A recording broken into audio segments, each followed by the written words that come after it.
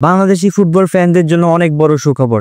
যেই Cuba মিচেলের update পাওয়ার জন্য আমরা সবাই বসেছিলাম, সেই কিউবা মিচেল অবশেষে বাংলাদেশ হয়ে খেলার জন্য হ্যাঁ বলে দিয়েছেন। বাহুবে তাকে সরাসরি বাংলাদেশের ন্যাশনাল টিমে খেলার জন্য প্রস্তাব দিয়েছিলেন, আর সেই প্রস্তাবে তিনি রাজি হয়েছেন এবং বাংলাদেশ দলের খেলার জন্য তিনি আগ্রহ প্রকাশ করেছেন।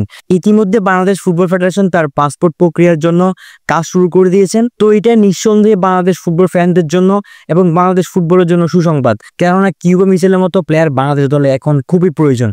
আসছে জুনে তাকে বাংলাদেশ দলে দেখা যেতে পারে। বাহুবে জোর চেষ্টা চালাচ্ছেন কিউবা মিচেল এবং শামির সুমের ব্যাপারে। ইতিমধ্যে শামির সুমের জন্ম নিবন্ধন ওকে হয়ে গিয়েছে, এখন বাকি প্রক্রিয়াগুলো করার বাকি। আশা করা যাচ্ছে দুইজনকে সিঙ্গাপুরের বিপক্ষে ম্যাচে দেখা যেতে পারে।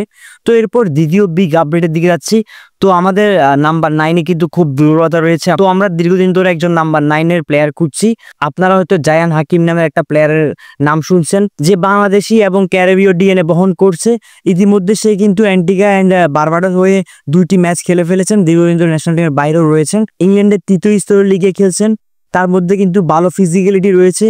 আর নাম্বার 9-এর জন্য সে যথেষ্ট পারফেক্ট হবে। আর তার মধ্যে যে ফিজিক্যালিটি রয়েছে সেটা বাংলাদেশের অন্য কোনো প্লেয়ারদের মধ্যেই নেই। নাম্বার 9-এর জন্য সে খুব ভালো চয়েস হবে।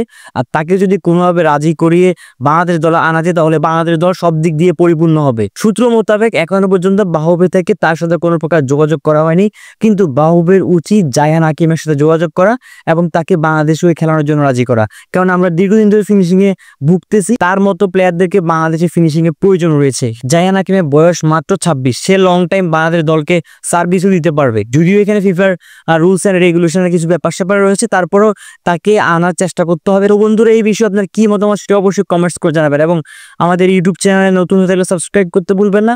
ফেসবুক পেজে ফলো দিয়ে রাখবেন। ধন্যবাদ।